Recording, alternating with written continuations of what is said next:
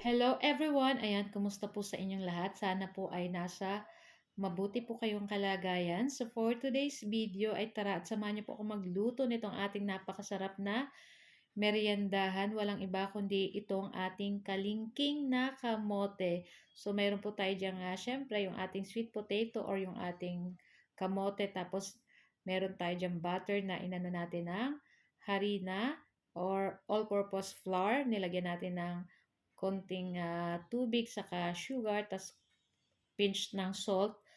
Yan yung ating ilalagay dito sa ating kamote para pag pinirito natin ay hindi sila maghiwa-hiwalay. Syempre may lasa na po kaya nilagyan natin ng konting sugar tapos konting asin lang para balance yung lasa.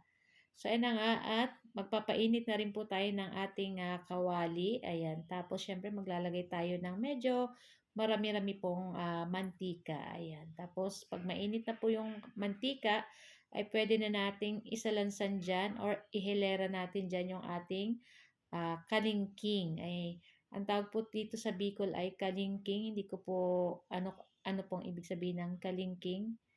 Ayan.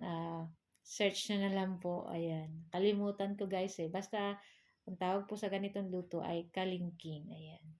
So, favorite po ito ng, lalo na yung bunso kong anak, favorite po yan. Nakakaubo siya ng ilang piraso niyan. Kaya, kahit yung 3 sons, ay yung kambal ko, favorite din nila. Pero mas grabe po yung bunso ko. Favorite niya yung mga ganito or yung giniris na saging na saba. So, yan at luto na yung ating first batch. Ayan. Tapos, isunod na natin dyan yung ating second batch.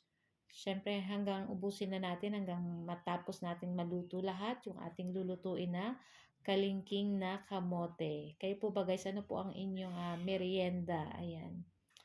So, perfect po ito sa pansit or sa mga mami-mami, yung may sabaw na pansit, lalo na po ngayong maulan, masarap po yung ganitong i-partner, mga kalingking, baduya, ayan, or giniris, turon, ayan. Yan po mga masarap na pang merienda tuwing hapon. So, ayan na nga at maya-maya ay luto na rin itong ating second batch na kamote.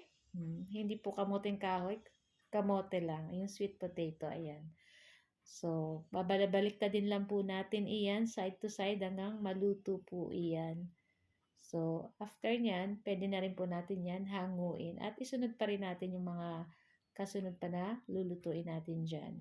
So guys, ayan na, shout out po sa ating mga new followers ng Ma'am She and 3 Sons. At yun na po, thank you so much po sa pag-support nyo and sa aking mga followers na naging friends ko na din na walang sawang nag-comment, nag-share, nagsisend ng star. Thank you so much guys. Ayan, so luto na rin itong ating kalingking na kamote at ready na rin po kaming mag-snack. So guys, thank you for watching and sa next video, ciao!